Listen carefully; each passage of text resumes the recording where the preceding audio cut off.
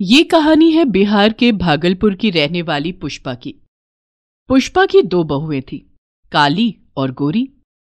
पुष्पा अपनी दोनों बहुओं के रंग के कारण काफी भेदभाव करती थी। फिर आया बिहार का सबसे पवित्र त्योहार छठ पूजा। तो चलिए देखते हैं पुष्पा की काली और गोरी बहुओं ने छठ पूजा का त्योहार कैसे मनाया। पुष्पा की बड़ी बहू कंचन अपने नाम की तरह थी।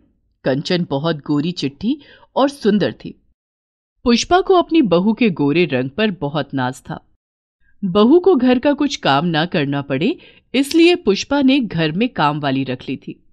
एक दिन पुष्पा की गोरी बहू कंचन पानी लेने के लिए रसोई में आई। अरे बहू, तूने बिस्तर से नीचे पैर क्यों रखा? अपने कमरे से ही आवाज लगा देती। तेरे गोरे गोरे पैर काले पड़ जाएंगे। घर में काम वाली तेरे लिए ही तो रखी है, वो तुझे तेरे कमरे में ही पानी दे देती। माँ जी, बिस्तर पर बैठे बैठे मैं बहुत बोर हो गई थी, तो सोचा कि किचन तक ही घूमाऊं। वैसे आप कहती हैं तो मैं अब बिस्तर से नीचे पैर नहीं रखूंगी।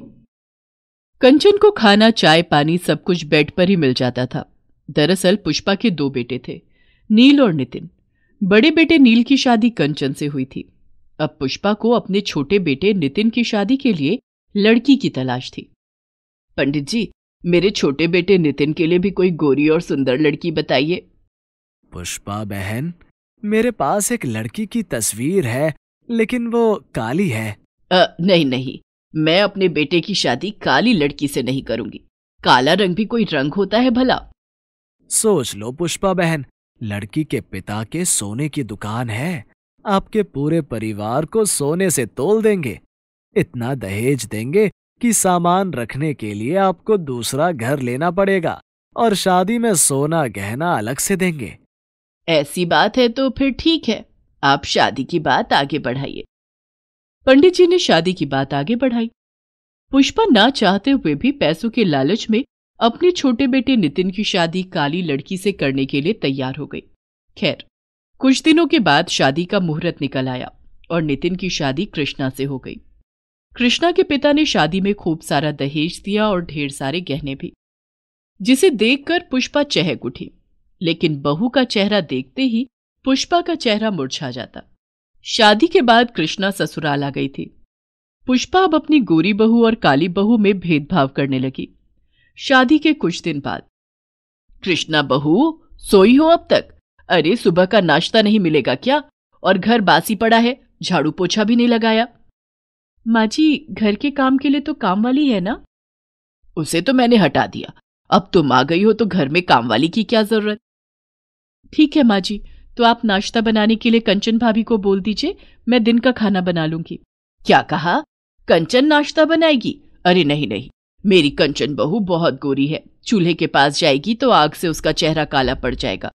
तू तो पहले से ही काली है, तुझे कोई फर्क नहीं पड़ेगा। अब जल्दी जाके नाश्ता बना, मेरे पेट में चूहे कूद रहे हैं।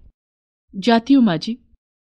नितिन ये सब देख रहा था, लेकिन फिर भी अपनी माँ पुष्पा को कुछ बोल नहीं पा रहा था। माँ तुम्हारे साथ इतना भेदभाव कर रही है, तुम कुछ बोलती क्यों नहीं? छोड़िए भी, ये सब बातें करने के बजाय हमें अपने बारे में बात करनी चाहिए।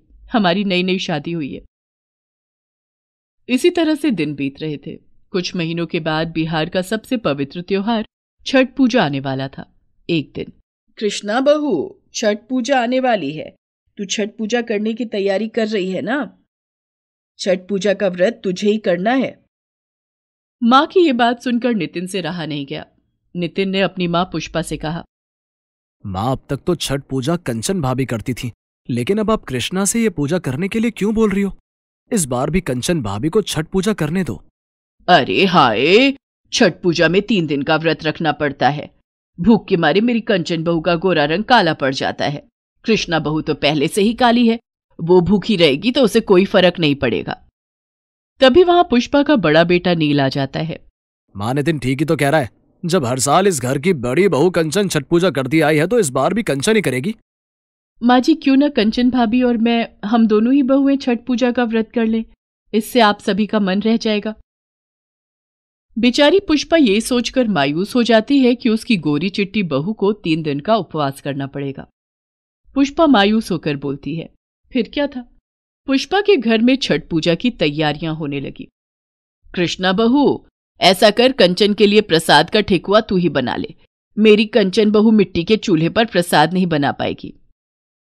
हाँ हाँ माँ जी, मुझे पता है कि कंचन भाभी बहुत गोरी हैं और मिट्टी के चूल्हे पर प्रसाद बनाकर तो उनका रंग काला ही पड़ जाएगा। और मेरा क्या है, मैं तो पहले से ही काली हूं, मेरे रंग को कोई फर्क नहीं पड़ेगा। कृष्णा की बातें पुष्पा को ताने की तरह चुभती हैं और वो बुरा सा मुंह बनाकर वहां से चली जाती है।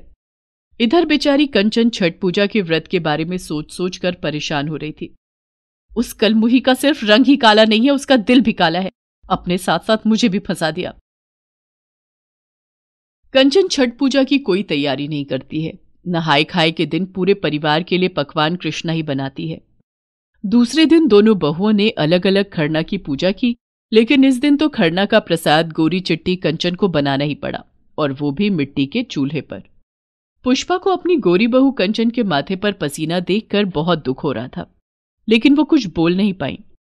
रात में जब सब खा पीकर सोने जाने लगे, तब कृष्णा प्रसाद का ठेकुआ बनाने के लिए मिट्टी का चूल्हा जलाने लगी। तभी वहां नील आ गया। अरे कृष्णा, सभी लोग सो रहे हैं, तुम इस वक्त चूल्हा क्यों जला रही हो? जेठ जी, कल शाम का अर्घ है, प्रसाद के लिए ठेकुआ बनाना है, इसलिए मैंने चूल्हा जलाया है। लेकिन तुम अकेली क्यों प्रसाद बनाओगी? कंचन कहाँ है? भाभी तो अपने कमरे में सो रही हैं। नील ने कमरे में जाकर कंचन को नींद से जगाया और प्रसाद का ठेकुआ बनाने के लिए कहा। लेकिन माँ जी ने तो सारा प्रसाद कृष्णा को बनाने के लिए कहा है। देखो कंचन, छठ पूजा का व्रत तो तुमने भी किया है। तुम इस घर की बड़ी बहू हो, तुम्हें अपने कर्तव्यों से पीछे नहीं हटना चाहिए। जब सूर्य भगवान अपने भक्तों के बीच भेदभाव नहीं करते तो तुम क्यों भेदभाव कर रही हो? कृष्णा अकेले पूरी रात जागकर सारा ठेकुआ बनाएगी, ये गलत है। इससे तुम्हें छठ पूजा का कोई फल नहीं मिलेगा। नील के समझाने पर बेचारी कंचन कृष्णा का हाथ बटाने के लिए रसोई में आ जाती है और दोनों बहुओं ने मिलकर प्रसाद का ठेकुआ बनाया। सुबह जब ये बात पुष्पा को पता चली तो वो कंचन से बोली, कंचन बहू, तूने रात भर जागकर प्रसाद बनाया है, तू थक गई होगी, जा जाकर आराम कर ले। और कृष्णा बहू, तू शाम की पूजा के लिए दौरे और सूप की तैयारी कर, और हाँ, कंचन के दौरे और सूप भी तैयार कर देना। पुष्पा की बातें उनके बड़े बेटे नील ने सुन ली। माँ, तुम दोनों बहुओं के बीच उनके रंग को लेकर भेदभाव करना बंद कर दो, नहीं तो तुम्हें एक दिन पछताना पड़ेगा। लेकिन पुष्पा ने नील की एक न सुनी। इधर भूखे रहकर ज्यादा काम करने की वजह से कृष्णा की तबीयत बिगड़ने लगी थी। किसी तरह से उसने अपने और कंचन का दौरा और सूप तैयार किया और शाम को डूबते सूर्य को अर्घ दिया। उस रात कृष्णा अगली सुबह की पूजा के लिए अकेली रात भर जागकर प्रसाद का ठेकुआ बनाने लगी। रात भर जागकर कृष्णा ने बहुत सारा प्रसाद बना लिया था। तभी वहां पुष्पा आ गई। कृष्णा बहू, प्रसाद बन गया हो तो सुबह के लिए पकवान भी बना ले। तुझे तो पता है ना कि कल सुबह का खाना आज रात में ही बनाया जाता है। माँ जी, खाना बनाने के लिए आप कंचन भाभी को बोल दीजिए, मेरी तबीयत ठीक नहीं है। अरे क्या हो गया तेरी तबीयत को? भला काले रंग वालों की भी तबीयत खराब होती है क्या? माँ की ये बातें उनके छोटे बेटे नितिन ने सुन ली थी। बस करो माँ, ये काले गोरे का भेद बंद करो। काला बोलकर तुमने कृष्णा की जान ही ले ली है। तभी वहां नील भी आ जाता है। माँ, तुम कैसी माँ हो? कृष्णा को उसके काले रंग की ऐसी सजा दे रही हो, तुम खाना बनाने के लिए कंचन को क्यों नहीं कहती? बेटा, वो 3 दिन से भूखी है।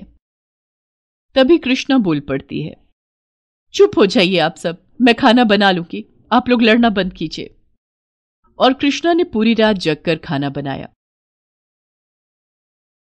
दोनों बहुओं ने पानी में खड़े होकर सुबह उगते सूरज को अर्घ दिया। अर्घ देने के बाद कृष्णा चक्कर खाकर पानी में ही गिर पड़ी। नितिन ने उसे पानी से बाहर निकाला और उसे घर ले आया। कृष्णा, कृष्णा आंखें खोलो।